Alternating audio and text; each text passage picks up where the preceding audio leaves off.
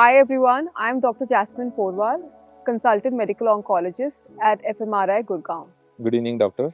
So, my first question to you is what challenges do you face in diagnosing tumor of unknown origin, and how does this sequencing helps in that? So basically, definitely carcinoma of unknown primary or metastasis of unknown primary is definitely a diagnostic dilemma for us, and we first rely on the morphology. We want to know what subtype it is. If we can get to that, whether it's an adenocarcinoma, squamous cell carcinoma, neuroendocrine or undifferentiated, and then we try to use certain IHC markers.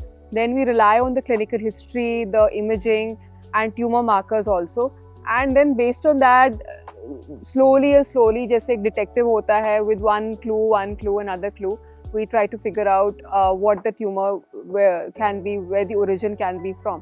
So secondly, the precision medicine, the NGS and all, they have been very useful in cases of carcinoma of unknown primary, especially because most of the time these cases have very poor prognosis. And earlier, before the onset and before the origin of targeted therapy and immunotherapy, we would give a timeline of about 6 months to these cases.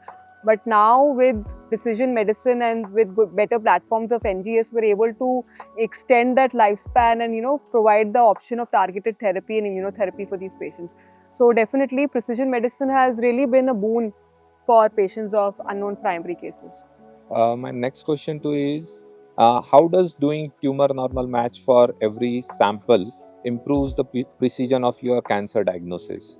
So, not lot of platforms or companies are addressing the normal person genomic criteria, actually, the germline mutation part. And I think one of the things that germline mutations and somatic mutations, when they're detected together, the false positivity rate can come down.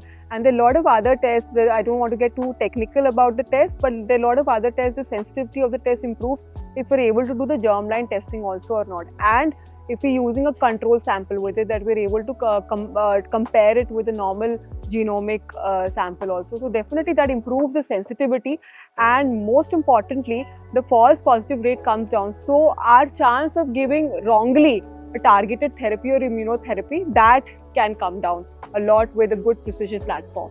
In your experience, how does RNA sequencing has enhanced the understanding of cancer for your patient? So RNA sequencing is very important because we have realized over time, and of course theoretically also, RNA sequencing has always been a difficult, it's been a challenge diagnostically also to pick up. So DNA sequencing, DNA transcripts can be picked up by the NGS platforms, the various platforms that are being used for sequencing. But RNA sequencing is definitely a one caveat or one area of research which a lot of platforms are going into now currently, but we do not have that much of a quality control on that.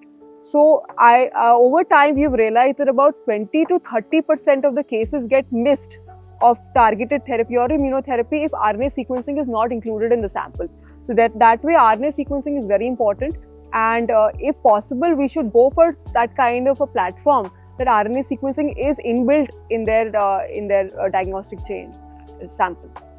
So, doctor, so my next question is, how does Tempus Claudin 18 testing influenced your approach to identifying and treating patients with GI cancers? So currently, Claudin 18.2, which is the targeted agent for that, is the zolbetuximab.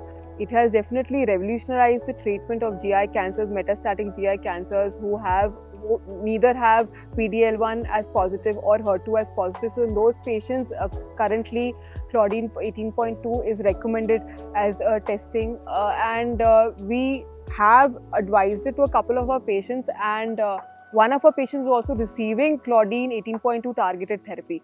So, and has at least currently is showing benefit to the same.